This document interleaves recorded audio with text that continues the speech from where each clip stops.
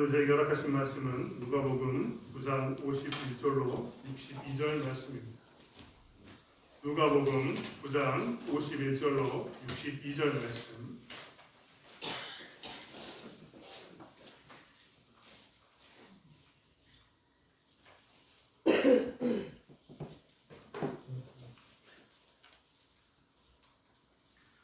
누가복음 9장 51절로 62절 말씀을 찾았으면 한 목소리로 함께 합독하겠습니다. 누가복음 9장 51절로 62절 말씀입니다. 예수께서 승천하시 기약이 차간에 예루살렘을 향하여 올라가기로 굳게 결심하시고 사자들을 앞서 보내시매 그들이 가서 예수를 위하여 준비하려고 사마리아인의 한 마을에 들어갔더니 예수께서 예루살렘을 향하여 가시기 때문에 그들이 받아들이지 아니하는지라. 제자 야고보와 요한이 이를 보고 이르되 주여 우리가 불을 명하여 하늘로부터 내려 저들을 멸하라 하기를 원하시나이까. 예수께서 돌아보시며 웃으시고 함께 다른 마을로 가시니라. 길 가실 때 어떤 사람이 여짜오되 어디로 가시든지 나는 따르리이다. 예수께서 이르시되 여우도 굴이 있고 공중에 새로 집이 있으되 인자는 머리둘 곳이 없도다 하시고 또 다른 사람에게 나를 따르라 하시니 그가 이르되 나로 먼저 가서 내 아버지를 장사하게 허락하옵소서.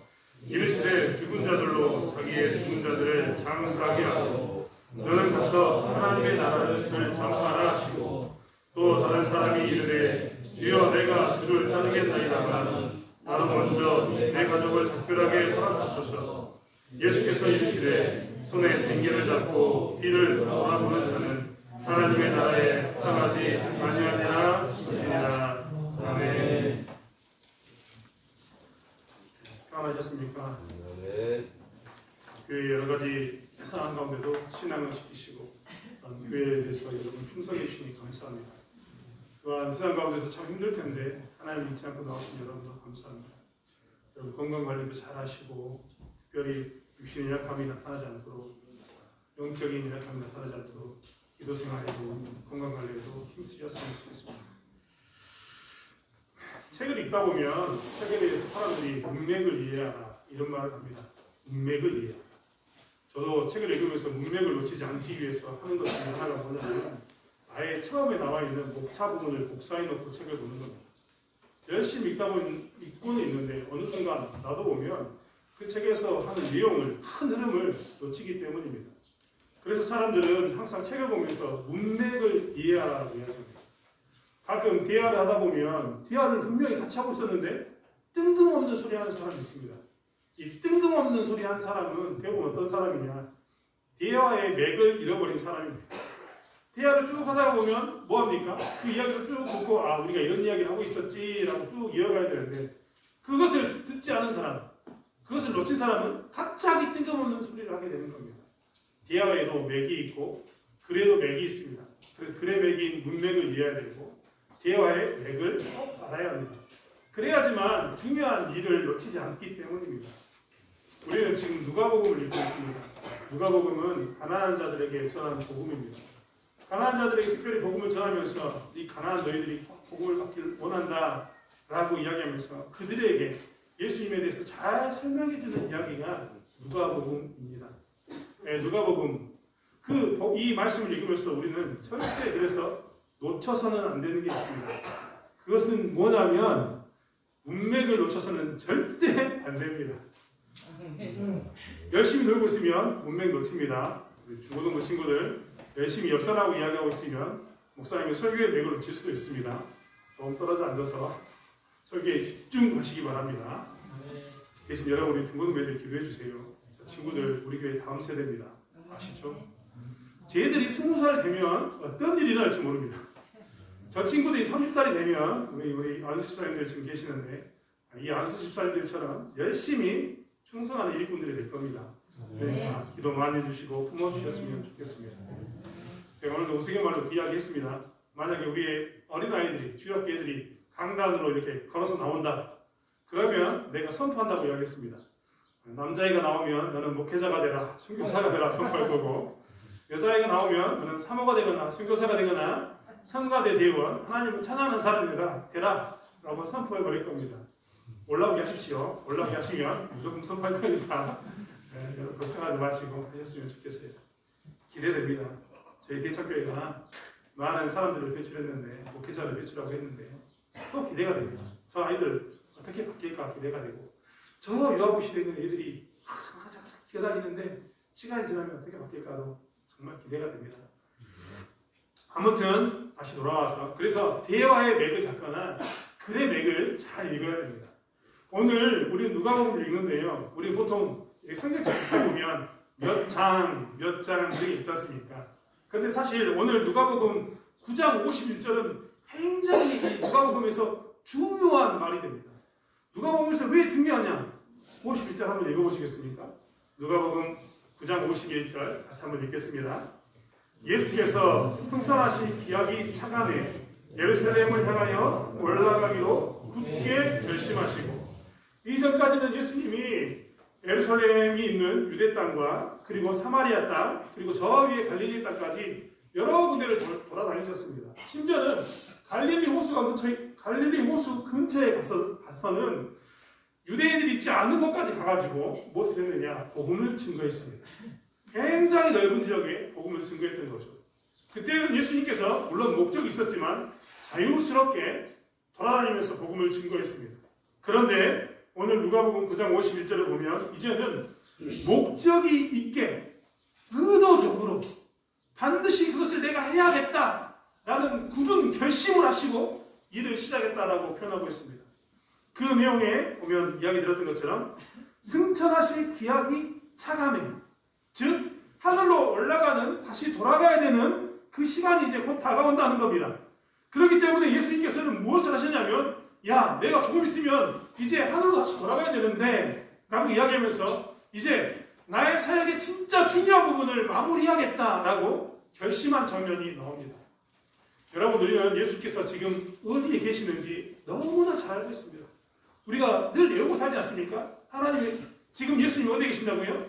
보좌 우편에.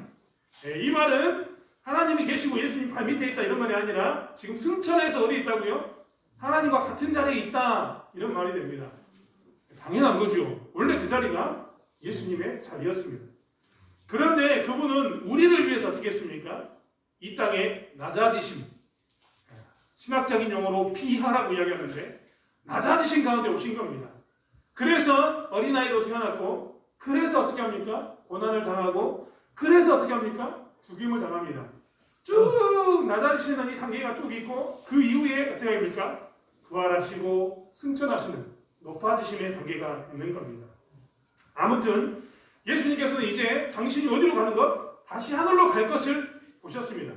그래서 그는 이제 내 마지막 사역을 정리해야겠다. 진짜 이제 내가 온 본래의 목적을 행해야겠구나라고 생각하시면서 그런 굳은 결심을 한 겁니다. 그래서 그들은 어디로 향합니까? 예수님은 예루살렘으로 향해 갑니다. 여러분 우리가 지금은 너무나 잘 알고 있지 않습니까? 예수님이 왜 예루살렘을 향해서 가십니까? 그는 이제 예루살렘에 가면 그에게 고난이 있다는 것을 알고 있습니다. 그는 제자에게 팔릴 것도 알고 있고 채찍질 당할 것도 알고 있습니다. 그는 자기가 이제 승천하기 직전에 하늘로 올라가기 직전에 고난받을 것을 알고 있었습니다. 그리고 그 고난의 끝자락은 뭐가 있었을까요? 제자들이 다 배신하고 난 후에 자기는 십자가에 못 박혀 죽는 것을 알고 있었습니다. 이제 그는 어떤 일을 하려고 하냐면 예수님은 어떤 일을 하시려고 하냐면 승천하는 것, 하늘로 올라가기 원하는데 그 목적은 뭐냐면 자기의 몸을 우리를 위해서 십자가에 주시고 십자가에 못 박혀 죽으심으로 우리의 죄를 용서하는 그 사건을 이루시고 부활해서 하늘로 올라가는 것을 계획하고 계신다는 겁니다. 즉, 이 땅에 우리가 복음이라고 이야기하는 우리의 죄를 용서하는 방법, 오직 예수 그리스도께서 우리를 위해서 대신 죽으신 그 대속의 이야기를, 그 대속의 행위를 예수님께서는 행하시려고 지금 작심을 하시고 결심을 하시고 가셨다는 겁니다. 쉽지 않은 이런 결심이기에 성경에도 뭐라고 표현했냐면 굳게 결심하시고, 정말 쉽지 않았기 때문에 굳게 결심하신 겁니다. 그리고 그 길을 가시려고 하셨습니다. 즉 복음의 사역 가운데, 진짜 구원의 사역 가운데 예수님께서는 자신의 걸음을 걷기 위해서 가고 있다는 겁니다. 이때 누가 동행하고 있습니까? 예수님의 제자들이 동행하고 있습니다. 오늘 그렇기 때문에 누가복음 9장 51절만 봐도 이 말이 얼마나 중요한가 알 수 있습니다. 그 전까지는 그냥 돌아다니면서 여러 가지 사역을 해가시고 사람들을 돌보셨는데 이제는 진짜 무엇을 위해서? 복음의 사역, 즉 구원의 사역을 위해서 가시는 그 걸음을 걸었다는 겁니다. 이때 함께 갔던 제자들이 있었습니다. 이 제자들 가운데 어떤 사람을 52절의 말씀을 보면 사자들을 앞서 보내시네 라고 표현하면서 어떤 사람들을 앞서 보냈습니다. 그런데 예루살렘을 향해 가기 위해서 앞서 보냈습니다. 사자들을 앞서 보냈습니다. 이 말은 무엇입니까? 예수님의 복음 사역 가운데 그들도 동참해서 함께하고 있고 예수님의 복음 사역을 위해서 그들이 먼저 보내졌다 이런 말이 됩니다. 즉 이 복음 사역 가운데 누구도 동참했다? 제자들도 동참했다라는 겁니다. 이 제자들을 동참시켜가지고 예수님께서 이제 무엇을 하느냐? 이제 진짜 복음의 사역 가운데 가는 그 삶을 보여주고자 합니다. 그리고 오늘 그 처음으로 무엇을 이야기하시냐면 복음의 사역을 감당하는 나와 함께 복음의 사역을 감당하는 너희들이 실수해서는 안 되는 것이 있다라는 것을 보여주고 계십니다. 진짜 이제 예수님께서 굳은 결심을 하시고 굳게 결심하고 예루살렘을 향해서 나가면서 그 땅에서 고난받고 십자가에서 못 박혀 죽고 승천하는 그 일을 행하시려고 하는 그 사건 가운데 동참했던 사람들, 다른 말로 이야기하면 예수의 그 구원의 사건을 아는 사람들, 예수의 복음의 사역을 아는 사람들, 그것을 쫓는 사람들이 조심해야 될 것이 있다라고 성경은 이야기하고 있다는 겁니다. 그 첫 번째가 무엇인가? 첫 번째는 무엇이냐면 첫 번째는 방향성이 다른 사람을 저주하지 말라라는 겁니다. 예수님께서는요 제자들에게 오늘 복음의 사역까지 동참하는 제자들에게 이야기해주고 있는데 너희들이 좀 구분했으면 좋겠다라고 이야기합니다. 무엇을 구분해야 되는가? 먼저 너희와 함께하는 사람 그리고 함께하지 않는 사람을 구분했으면 좋겠다라고 이야기하시는 겁니다. 오늘 말씀 보십시오. 예수님이 지금 누구에게 보내냐면 사자들을 어디에 보내냐면 사마리아 지역에 보냈습니다. 사마리아 지역은 예수님이 환영받지 못할 지역인 것을 우리도 지금 알고 있습니다. 이 사람들은 예수님의 복음 사역 가운데 복음의 그 능력을 경험은 했던 사람들이지만 지금 예수님을 따르는 사람입니까? 아닙니까? 아닙니다. 이런 사람을 우리는 구분하자면 굳이 구분하자면 예수님의 복음을 경계로 복음 밖에 있는 사람, 외부인이라고 표현할 수 있습니다. 먼저는 예수님의 제자들에게 뭘 이야기하시냐면 이제 복음의 사역 가운데서 예루살렘을 향하여 즉 고난과 십자가의 죽음을 향하여 가고 그 훗날 승천해야 되는 나의 사역 가운데 동참하는 너희들은 복음을 경계로 밖에 있는 사람들, 외부인에 대해서 이런 부분을 조심해야 된다라고 이야기한 겁니다. 그 조심해야 될 게 뭐냐면 너희들이 방향성이 다르다고 그들을 저주하지 말라라는 겁니다. 여러분 오늘 사자들을 앞서 보내서 사마리아의 한 마을로 보냈습니다. 이 사마리아의 마을로 보냈다는 말은 무엇입니까? 여러분 우리는 사마리아가 어떻게 나눠지는지 너무나 잘 알고 있습니다. 북쪽 이스라엘과 남쪽 유다가 원래는 이스라엘이 하나의 나라였는데 북쪽 이스라엘과 남쪽 유다라는 나라로 나눠지게 됩니다. 솔로몬 이후에 나눠진 나라는요 계속해서 이 역사를 반복해 나갑니다. 통일되기보다는 이 분열된 모습으로 계속해서 이스라엘이 이렇게 진행되는데 북쪽 지방에 있었던 이스라엘에 대해서 우리는 훗날 변절된 그들에 대해서 뭐라고 표현하냐면 사마리아 사람들, 사마리아인이라고 표현합니다. 즉 사마리아 사람들은 어떤 사람들이냐면 북쪽 땅에 살았던 사람들입니다. 그들에게 한 가지 정말 가슴 아픈 소위 말하면 컴플렉스라고 이야기하면서 건드리기만 하면 툭 터지는 사건이 있습니다. 그것은 무엇이냐면 성전에 관한 이야기입니다. 여러분 예루살렘을 가지고 있는 땅 이스라엘 땅이 원래는 하나였는데 두 개로 갈라지면서 북쪽과 남쪽으로 갈라졌지 않습니까? 그런데 예루살렘이라는 그 지역은 그 도시는 어디에 속해 있었을까요? 남쪽 유다 지방에 속해 있었습니다. 이 이야기는 굉장히 중요합니다. 원래 이스라엘 백성들은 하나님의 백성으로서 1년에 최소한 3번은 예루살렘 성에 가서 제사를 지냈어야 했습니다. 6월절도 지켰어야 했고 7.7절 장막절 지켰어야 했습니다. 아무튼 그들은 이렇게 1년에 3번씩은 가서 예배를 드려야 되는데 남쪽과 북쪽으로 딱 갈라졌습니다. 갈라지고 난 후에 보니까 이 북쪽에 있는 사람들이 성전에 1년에 3번씩 가서 제사를 지내려면 최소한 3번은 가려면 어떻게 할까요? 그들의 갈라진 땅을 건너서 이 예루살렘으로 가야 됩니다. 오늘날 대한민국으로 따져보면 38선을 지나서 어디로 와야 되는 거? 서울로 와야 되는 것과 똑같습니다.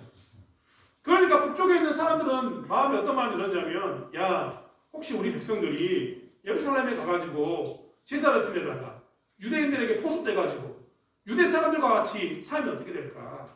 그들이 하나님을 섬기는 건 좋은데 정치적으로도 우리는 유대인의 왕을 따르겠다라고 이야기하면, 우리는 이스라엘 왕을 버리고 북쪽 이스라엘 왕을 버리고 유대인의 왕을 인정하겠다라고 이야기하면 우리는 어떡하지? 라는 마음이 들었습니다. 그래서 그들이 뭘 했냐면, 예루살렘 성에서 예배를 드리지 말고 우리는 베델에서 예배를 드리자. 우리는 단에서 예배를 드리자라고 이야기했습니다. 그래서 예루살렘으로 내려가는 사람들을 막아두고, 야, 예루살렘에서만 예배 드려야 되냐? 굳이 예루살렘에 있는 것만 성전이냐? 우리가 예루살렘 성전이 있기 전에는 우리가 어디서 예배를 드렸냐? 산 꼭대기에 올라가서 하나님을 찬양하기도 했고, 우리가 우리 흩어졌던 지역에서 예배를 드리기도 하지 않았느냐? 그런데 이제 갈라져서 못 가니까 우리가 이 베델에 그리고 단에 성소를 짓겠다. 여기서 드리자라고 얘기합니다. 그래서 사마리아 지역에 살았던 사람들은요, 어떤 생각이 있었냐면, 꼭 예루살렘에 가서 예배를 드려야 되냐? 왜 하나님의 이름 반드시 예루살렘에서 해야 되냐? 그냥 우리가 베델에 서면 안 되냐? 우리가 처한 지역에 서면 안 되는 거냐? 라는 마음을 가지고 있었습니다. 유대인들이 이야기하면서, 야, 너는 왜 베델에서 예배를 드리냐? 예루살렘에서 예배를 안 드리냐? 라고 건들기만 하면 그들은 어떻게 했냐? 툭 터졌습니다. 왜? 우리가 굳이 너희 땅까지 가서 예배 드려야 돼? 왜 우리는 여기서 드리면 안 되는 거야? 이런 마음을 가지고 있었다는 겁니다. 그런데 예수님께서 오늘 뭐를 이야기하시냐면, 그런 그들에게 뭘 이야기하냐면, 나는 예루살렘에 가서 예루살렘에서 고난받고 십자가에 못 박혀 죽고 승천하겠다는 이야기를, 그 마음을 이야기하신 겁니다. 그래서 제자들이 가서 뭘 이야기하냐면, 이제 우리는 예루살렘으로 간다. 무엇을 위해서? 고난과 죽음, 부활, 승천을 위해서 간다 라고 이야기하니까 이 사마리아 사람들이 그들을 대책했던 겁니다. 사마리아 사람들 입장에서는 기분이 나빴죠. 왜 기분이 나빴습니까? 우리와 삶의 방향성이 다른 겁니다. 우리는 그동안 계속해서 뭘 외치고 살았냐면, 사마리아 사람들은, 야, 우리가 거기 예루살렘에 가지 말고 여기서 예배를 드려도 되니까 여기서 드리자. 그리고 우리는 그들과 같은 듯 하나 여기서 드려도 되는 이런 모습으로 사는 것도 괜찮으니까 이렇게 드리자라고 이야기했는데, 이제 갑자기 예수님이, 그 당시에 능력이 있다고 이야기하는 그 능력을 보이신 예수님이 제자들과 함께 사마리아 땅이 아니라 나는 사마리아를 거쳐서 예루살렘으로 가겠다라고 이야기하니까 얼마나 화가 났겠습니까? 그래서 그들을 부인해버립니다. 이 부인을 하자마자 예수님의 제자들은 오늘 본문의 말씀에 보면 54절에 이렇게 얘기합니다. 주여, 우리가 불을 명하여 하늘로부터 내려 저들을 멸하라 하기를 원하시나이까.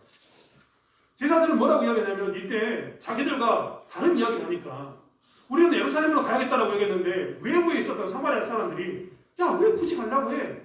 너 예루살렘 갈 거면 나하고는 같이 살 수 없어라고 밀어내버리니까, 배척하니까 뭐라고 얘기했냐면, 우리가 불을 내릴까요? 라고 이야기합니다. 사실 이 불을 내릴까요? 라는 말에는 열왕기 하 1장에 관한 이야기가 숨어 있습니다. 열왕기 하 1장에 보면 엘리야 선지자가 있는데요, 이때 당시에 북쪽 이스라엘은요, 하나님을 지독하게 안 믿었습니다. 선지자는 엘리야 혼자 남아있었고, 바알과 아세라를 섬기는 수많은 신을 섬기는 사람들이 있었던 시대가 언제였느냐? 그 지역이 언제였냐면 이 열왕기 하 엘리야의 시대입니다. 그런데 그때 왕이 누구였냐면 아하시야 왕이었습니다. 어려운 사람이죠. 아무튼 왕이 있었는데, 이 사람이 난간을 지나가다가 난간에서 떨어졌습니다. 떨어졌는데 그냥 떨어져가지고 아이고 다리가 삐끗했다 이게 아니라 크게 다쳤습니다. 그래서 침상에 누워있는 거죠. 침상에 누워있으면서 그 아하시야라는 왕이 어떤 생각이 들었냐면, 내가 침상에서 일어날 수 있을까? 아니면 여기서 죽을까? 고민된다. 낫고 싶다라는 생각이 들었어요. 그래서 그는 누구를 불렀냐면, 누구에게 부탁을 했냐면 에그론의 신 바알세볼에게 부탁을 했습니다. 에그론, 유다에 있는 신, 하나님이 아니라 에그론에 있는 신 바알세볼에게 부탁한 겁니다. 이 바알세볼이 누구냐? 요즘으로 이야기하면 날아다니는 파리의 신입니다. 파리의 신. 우리가 생각하면 무슨 파리한테 이런 걸 맡길까? 우스운데요. 그 당시에 사람들은 뭐라고 생각했냐면 파리가 재앙을 가져다 주기도 하고 질병을 가져다 주기도 하고 질병을 고치고 재앙을 가져가는 그런 식으로 생각했던 겁니다. 그래서 그는 뭐라고 했냐면 이 아하시아 왕은 내가 나올 수 있는지 한번 그에게 물어봐라 라고 이야기합니다. 엘리야가 이것을 알았습니다. 그리고 화가 났습니다. 그래서 이 사신으로 가는 사람들을 딱 가로막고 뭐라고 이야기하냐면 이렇게 이야기합니다. 야, 우리 가운데 하나님이 없어서 이 왕신을 찾냐?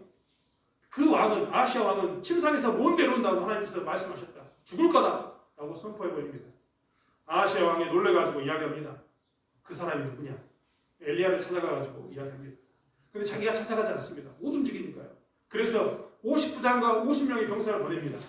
그런데 이 병사들이 얼마나 웃기냐면 엘리야에게 이렇게 이야기합니다. 아주 강압적인 태도로 너 우리 왕이 찾았으니까 따라와라.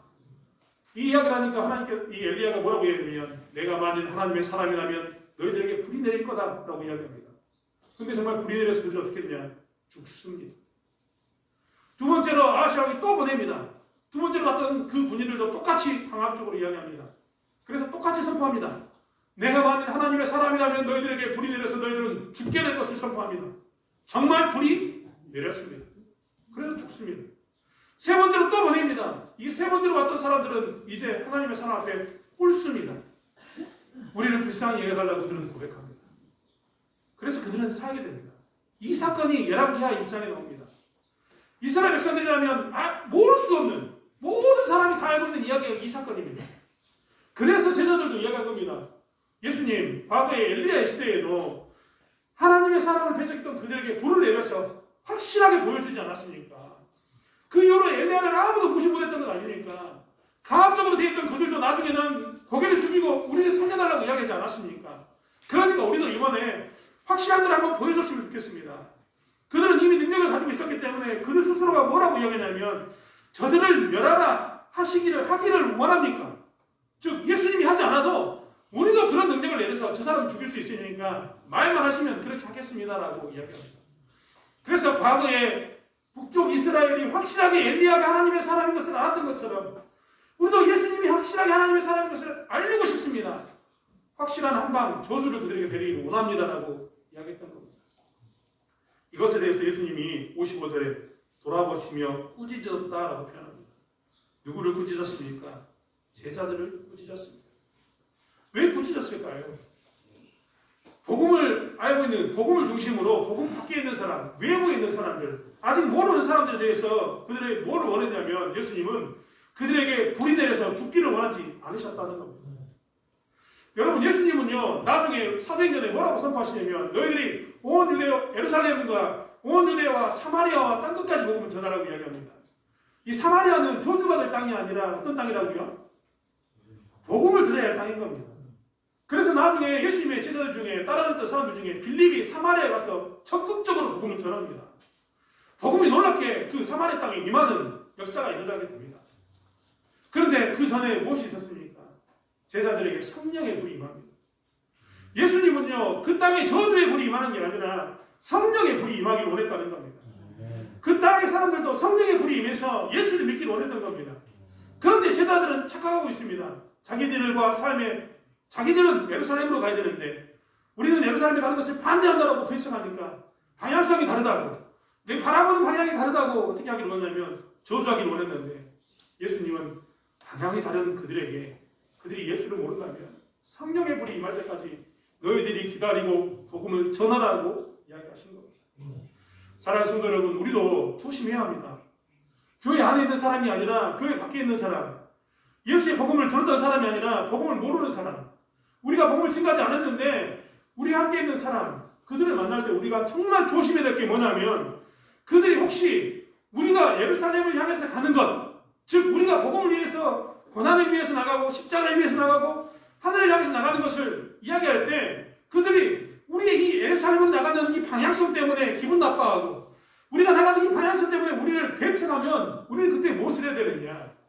그들을 위해서 성령의 불이 임할 것을 기도하고 그들을 위해서 복음이 임할 것을 기도해야지 그들에게 있어서 확실한 것을 보여주겠노라고 저주로 임하게 하는 사건을 행해서는 안 된다는 겁니다. 여러분, 이 요한과 이 야고보는 과거에 이스라엘 백성들의 그런 일이 있었기 때문에 그들 스스로는 정당성을 가지고 있었습니다. 과거에도 그렇게 하나님께서 행하셨으니까 그렇게 행하는 것이 마땅하다. 그렇게 해도 사람들은 요구하지 못할 거다라는 마음이 있었다는 겁니다. 하지만 예수님의 마음은 거기에 있지 않았습니다. 역사적으로 정당하다고 해서 그 일을 행하라는 게 아니라, 역사적으로 정당하다고 이야기하면서 너희들이 합리할 게 아니라 뭐 하라고요? 성령의 불이 말 것을 기다리고 복음을 전하라고 이야기하고 있는 겁니다. 그래서 제자들로서, 복음을 가진 사람으로서 예루살렘을 향하고 나가 있는 우리들도 조심해야 될 게 뭐냐면, 나와 다른 방향성을 가지고 있다고 해서 그 사람을 저주하거나 미워하는 게 아니라 어떻게 하라고요?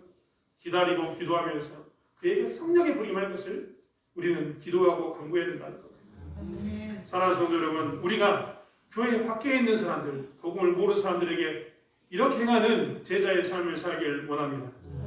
두 번째로는 내부적으로 다른 목적을 가지고 오는 사람을 떠나보내라라고 이야기합니다. 여러분 잘 생각하십시오. 좀 전에는 복음 안에 들어와 있는 사람이 아닙니다. 예루살렘을 향해서 가고자 하는 예수님의 무리 가운데 있는 자가 아니라 사마리아 사람들에게 그렇게 행하라고 이야기했습니다. 하지만 예루살렘을 향해서 나가고 있는 사람들은 어떻게 해야 되는가? 제자들이라면 예루살렘으로 나가는 길 가운데서 복음을 증거하는 사람이라면 같은 길을 가는 사람들 가운데서는 이것을 조심해야 된다라고 이야기하면서 두 번째 이야기를 하고 있습니다. 오늘 57절의 말씀을 한번 보십시오. 57절과 58절의 말씀에 보면 이렇게 기록되어 있습니다. 길 가실 때 어떤 사람이 여짜오되 어디로 가시든지 나는 따르리이다. 예수께서 이르시되 여우도 굴이 있고 공중에 새도 집이 있으되 인자는 머리 둘 곳이 없도다 하시고, 오늘 이 사람은 어떤 사람이냐면 예수가 예루살렘으로 간다는 이야기를 듣고 제자들이 예루살렘으로 향해서 나간다는 이야기를 듣고 그 스스로가 쫓아왔습니다. 그리고 뭐라고 이야기했냐면 나는 어디로 가시든지 당신을 따라가겠습니다 라고 이야기합니다. 나쁜 이야기는 아니죠. 좋은 이야기죠. 우리가 복음을 전하는데 와가지고 함께 하자라고 이야기하니까 얼마나 좋습니까? 그런데 예수님의 대답은 전혀 다릅니다. 예수님은 여우도 굴이 있고 공중에 새도 집이 있으되 인자는 머리 둘 곳이 없다라고 이야기합니다. 예수님은 내가 어디든지 예수님을 따라가겠습니다라고 쫓아왔던 이 사람의 중심을 봤는데 그 사람이 원하는 것은 무엇이었냐면 여우가 굴을 원하는 것처럼 공중의 새가 집을 원하는 것처럼 다른 목적이 있었다는 겁니다. 내가 당신을 따라가면 나에게도 굴이 생기고 나에게도 집이 생기겠지요. 나에게는 굴이 필요하고 나에게는 집이 필요한데 그렇기 때문에 내가 당신을 따라가겠습니다 라고 이야기합니다. 다른 목적을 가지고 접근한 겁니다. 다른 목적을 가지고 그 일에 동참하겠다라고 이야기했다는 겁니다. 이것에 대해서 예수님은 뭐라고 이야기하냐면 그를 떠나보내야 된다라고 이야기한 겁니다. 내부적으로 우리는 이 문제에 대해서 정말 조심해야 됩니다. 같은 소리를 낸다고 해서 같은 마음이 아니기 때문입니다. 과거에 우리나라 역사를 공부하면서 이해되지 않는 것이 있었는데 그것은 무엇이냐면 당파 싸움이었습니다. 동인과 서인으로, 여러분 동인과 서인으로 나눠서 싸우는 것 이해가 됩니다. 그렇지 않습니까? 지역적인 색깔로 인해서 색깔이 다르기 때문입니다. 동인과 서인으로 나눠 싸우는 건 충분히 이해가 됐다니까요. 그런데 중요한 것은 뭐냐면 동인이 이기고 난 다음에 동인이 다시 노론과 소론으로 나뉘어서 자기들끼리 싸우는 겁니다. 이해가 되지 않았습니다. 아니 동인과 서인이 싸울 때는 서인을 죽이기 위해서 자기들끼리 똘똘 뭉쳐가지고 서인을 죽였는데 왜 서인이 없어지니까 자기들끼리 또 싸웠을까요? 그 안에는 좀 전에 말씀드린 것처럼 같이 서인과 싸움을 하지만 같은 마음으로 싸운 게 아니라 두 마음으로 목적만 같아서 싸운 겁니다. 내가 너를 따라가면 너와 함께하면 내가 저 서인은 죽일 수 있겠다라는 마음이 있어서 동쪽에 있는 사람들이 뭉친 거죠. 그리고 시간이 지나니까 어떻게 됐습니까? 그들 사이에서 다른 마음이 가지고 있었던 게 드러난 겁니다. 이게 당파 싸움입니다. 그런데요, 교회에 들어온 사람도 이런 사람이 있습니다. 교회에 들어오면서 굴을 원하는 사람이 있고 집을 원하는 사람이 분명히 있습니다. 같이 예루살렘을 향해서 걸어가고 있는데 그 사람은 우리는 복음을 위해서 고난과 십자가와 부활과 승천을 향해서 나가고 있는데 그 사람도 우리가 같은 길을 예루살렘을 같은 길을 가고 있는 것처럼 보이지만 그들은 최종적으로 승천을 목표에 두는 게 아니라 그들은 무엇을 목표로 둔다고요? 굴과 집의 목표를 둡니다. 자기들의 필요가 채워질 것에 목표를 둔다는 겁니다. 만약에 예수님의 제자로서 우리가 예루살렘을 향해서 나가고 있고 제자로서 복음을 전하는 자의 삶을 살고 있을 때 누군가 우리 가운데 들어오면서 은근슬쩍 이야기하기를 우리도 너희와 함께 예루살렘으로 가겠다라고 할 때 우리가 정말 조심해야 될 것은 뭐냐면 그들이 만약에 우리와 함께 예루살렘으로 가는데 복음을 위해서가 아니라 다른 목적이 있다면 그들은 어떻게 해야 된다고요? 보내야 합니다. 교회에 이런 일이 없으면 참 좋은데 교회에 이런 일은 생길 수밖에 없습니다. 제가 좋아하는 존경하는 목사님이 교회를 개척했습니다. 정말 개척교회 힘듭니다. 개척교회를 열심히 하는데 정말 감사한 것은 이렇게 연로하신 분들이 교회에 나와서 기도한 분들이 생긴 겁니다. 너무 좋았습니다. 이제 그분이 이 어른들을 섬기면서 목회하면서 기도했던 것이 무엇이냐면 우리도 젊은 사람이 있어서 어린아이들이 있어서 교회가 성장하는 교회 그리고 섬기는 교회가 됐으면 좋겠습니다 라고 기도했는데 정말 기도하고 있는데 40대 부부 한 명이 교회에 등록했습니다. 정말 감사하죠. 얼마나 좋았겠습니까? 그런데 이 사람이 정말 감사한 것은 또 다른 사람을 전도하고 또 다른 사람을 전도하고 교회의 절반이 30대, 40대 젊은 사람으로 꽉 찼다는 겁니다. 우리가 생각하기엔 정말 할렐루야입니다. 너무나 감사합니다. 그렇죠? 그 목사님 얼마나 기분이 좋았겠습니까? 이제 교회가 균형을 갖추고 힘을 내서 일을 할 수 있겠구나 라고 생각을 했는데 기도하는 이 분들이 권사님들이 계시고 일하는 사람이 있으니까 마치 모세가 일을 하고 여호수아가 전쟁을 했던 것처럼 이제 우리 교회는 힘을 얻겠다라고 생각했는데 그 새로 오신 그 처음 왔던 그 집사님이 하는 이야기가 내가 좋아하는 존경하는 목사님이 있는데 그분을 불러서 같이 사역을 하면 안 되겠냐 뭐 조용히 묻더라는 거예요. 근데 그 이야기를 그분과 함께 했던 모든 사람들이 같이 주장하기 시작했습니다. 어떻게 해야 될까요? 만약 여러분이 목회자라면 어떻게 하시겠습니까? 이분도 고민이 정말 많았는데 그분은 기도하고 난 후에 젊으신 분, 그렇게 주장했던 모든 사람들을 내보냈습니다. 내보낸 이유는 무엇이냐면 교회가 그렇게 해서는 안 되기 때문입니다. 사실 요즘 신천지나 이단들이 그렇게 교회에 들어온 사람들이 너무나 많습니다. 하지만 교회 입장에서는 그 젊은 사람들이 오고 그들이 내는 헌금 혹은 그들이 열심으로 섬겨주는 그 사역의 봉사의 의미를 알기 때문에 못 보낼 때도 정말 많습니다. 하지만 그럴 때 우리는 어떻게 될까요? 목적이 다르다면 내보내야 합니다. 여러분 우리가 너무 잘 알고 있는 것처럼 그렇게 목적이 다른 그 의미에는 항상 무엇이 들어있냐면 이단이 들어있기 때문입니다. 이단은 항상 우리가 비슷한 길을 예루살렘을 가는 것처럼 보이지만 그들의 끝자락은 항상 우리가 다릅니다. 그래서 그들이 힘든 겁니다. 그럴 때 우리는 어떻게 되냐면 그들을 권면하고 그들이 다시 하나님께 나오기를 구해야 되지만 그들을 어떻게 해야 됩니까? 내보내야 합니다. 왜 말하는 이 여우도 굴이 있고 공중에 새도 집이 있다고 이야기하면서 굴과 집을 요구하는 자들에게는 내보내는 것이 마땅하다는 겁니다. 교회는 사람의 힘으로 세워지지 않습니다. 교회는 누가 세웁니까? 하나님이 세웁니다. 그럼 하나님은 어떤 교회를 세울까요? 복음을 향해서 나가는 교회를 세웁니다.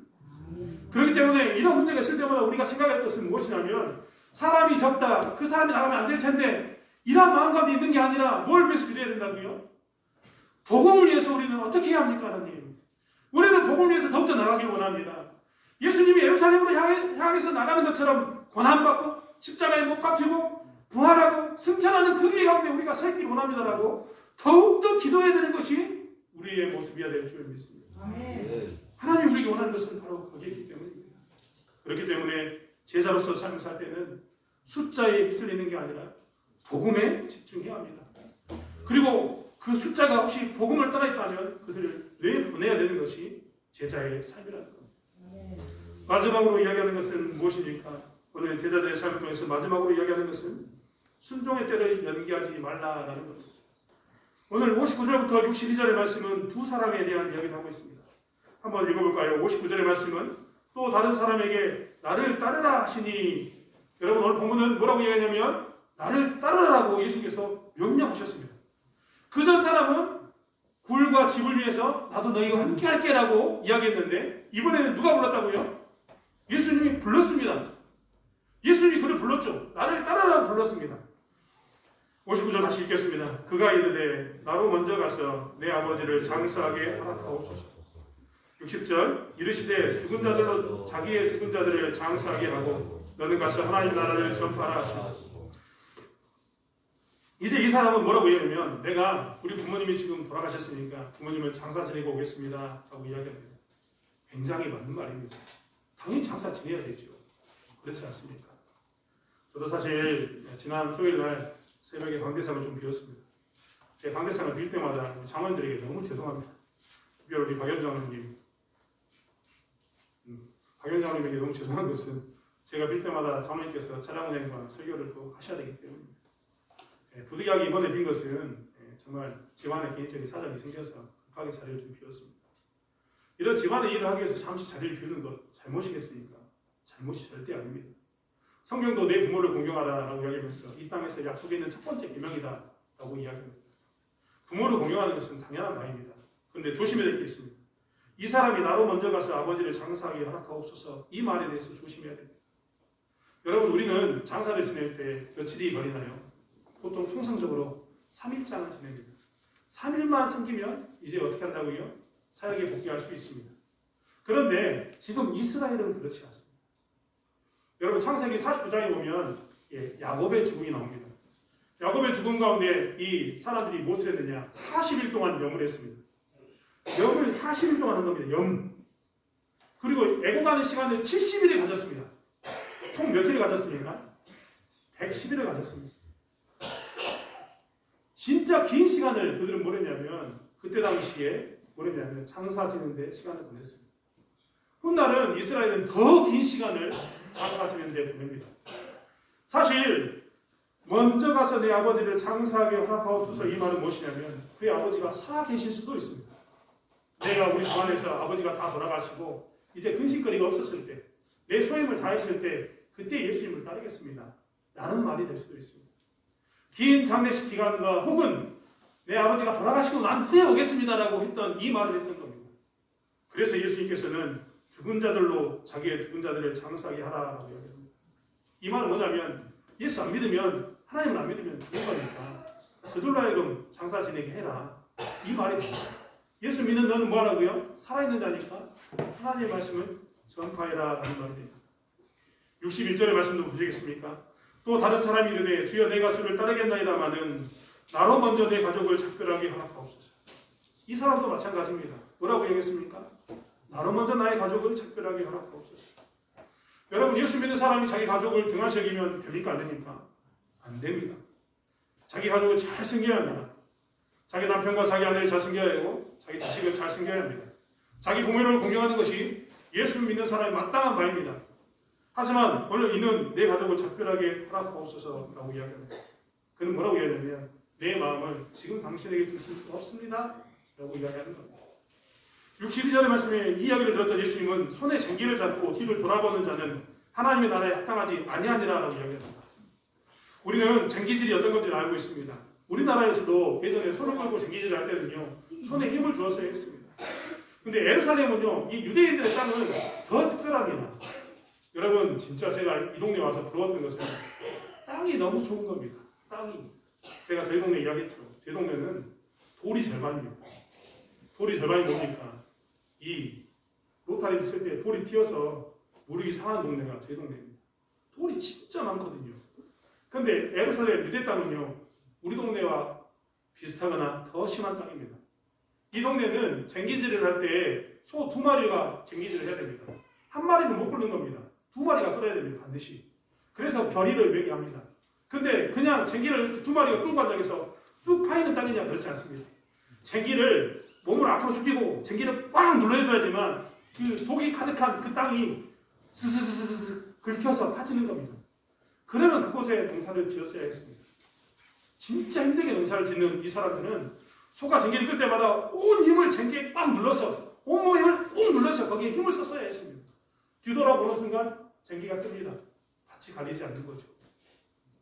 예수님은 그 이야기를 하고 있습니다.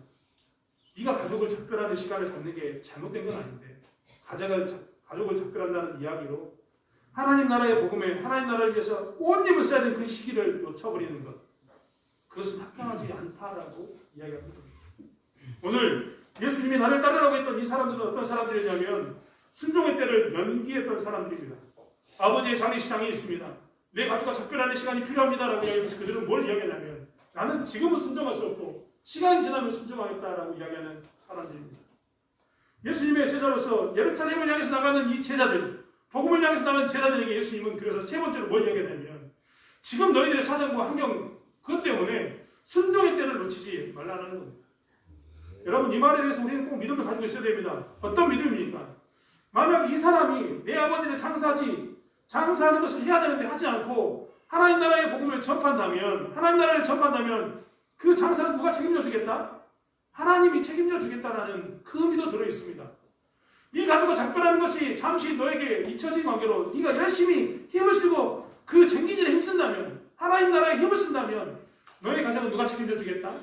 내가 책임져 준다는 말이 이 안에 포함된 겁니다. 사실 우리는 우리가 할 수 있는 대로 에너지를 다 써서 교회 하나님의 일과 가정을 돌보는 일 가운데 정말 균형을 갖춰야 되지만 혹여라도 우리가 못하게 되면 나머지 것은 누가 책임지겠다고요? 하나님이 하신다는 이야기가 들어있습니다. 그런데 이 사람들은 그것을 불신하고 나는 지금은 안 되겠습니다 라고 이야기합니다. 그래서 예수님이 하시는 말씀은 뭐냐면 제자로서 예루살렘에 간 너희들이 순종의 때를 연기하지 말 것을 이야기하고 있는 겁니다. 사랑하는 성도 여러분, 우리는 지금 교회를 다니면서 우리 스스로가 늘 고백하고 삽니다. 나는 하나님 위해서 나의 전 생애를 드릴 수 있습니다. 나는 지금 복음을 위해서 내 삶을 드리고자 합니다. 나는 교회에 나오는 것이 내 삶 가운데서 마땅한 바입니다라고 고백하고 살고 있습니다. 이것은 마치 예수님이 이제 굳은 결심을 하고 예루살렘을 향해서 나가는 것과 같은 모습입니다. 하지만 우리들도 주의해야 합니다. 우리들이 주의할 것은 오늘 예수님께서 하셨던 말씀들입니다. 혹시라도 내가 내 아버지의 장사를 핑계로 가족의 모습을 핑계로 정말 해야 될 일이지만 그것을 핑계로 그것을 가지고 핑계 삼아서 혹시 순종의 때를 연기하고 있다면 우리는 지금 순종해야 합니다. 만약에 우리가 정말 우리 가운데 있는 그 다른 목적을 가지고 온 사람들을 받아들이면서 지금은 그들과 하자, 그들을 받아들여야지라는 생각이 있다면 그들을 내보내야 합니다. 그리고 마지막으로 우리 외부에 있는 사람들에게는 그들이 우리를 같은 방향으로 가지 않는다고 저주할지라도 그들에게 성령의 불이 임할 것을 기도하면서 복음을 전하는 데까지 힘써야 되는 것이 우리의 모습이어야 되는 줄 믿습니다. 사랑하는 성도 여러분, 다시 한번 우리가 복음을 전하는 자로서 이것을 유의하면서 예루살렘을 향해 나가는 예수님의 그 길 가운데 동참하는 저와 여러분이 되길 원합니다. 그래서 그 가운데서 기쁨을 누리고 감사를 누리는 능력을 경험하는 삶을 사는 저와 여러분이 되길 원합니다. 기도하겠습니다. 하나님, 복음을 전하는 자, 예루살렘으로 향하는 그 발걸음에 동참하는 자로서 나는 무엇을 조심해야 합니까? 하나님, 먼저 아버지 하나님, 나와 다른 길을 간다고 저주하는 자들을 저주하지 않게 도와주시고 그들을 품고 복음을 전하고 그들에게 정말 저주의 불이 임하는 것이 아니라 성령의 불이 임할 것을 기도하며 나가는 저희를 되게 하여 주시옵소서. 하나님, 혹여라도 복음을 전한다고 이야기하는 것 가운데 다른 목적을 가지고 온 자들이 있다면 아프지만 힘들겠지만 하나님께서 교회를 세우신 것을 믿으면서 그들을 보내게 하여 주시옵소서. 또한 아버지 하나님, 순종의 때 하나님 부르신 그때를 기억하면서 여러 가지 이유를 대는 것이 아니라 감사함으로 순종하고 나가는 저희를 될 수 있도록 하나님이 저희를 사용해 주실 줄 믿습니다. 하나님, 저희가 이것 외에도 많은 것들이 있습니다. 하지만 우리가 십자가만을 바라보며 다른 박질하게 도와주시고 예루살렘으로 향하는 그 길 굳은 결심 가운데 나갔던 그 예수님처럼 우리 또한 굳은 결심으로 쫓아가게 하여 주시옵소서. 감사드리며 예수님의 이름으로 기도드렸습니다. 아멘.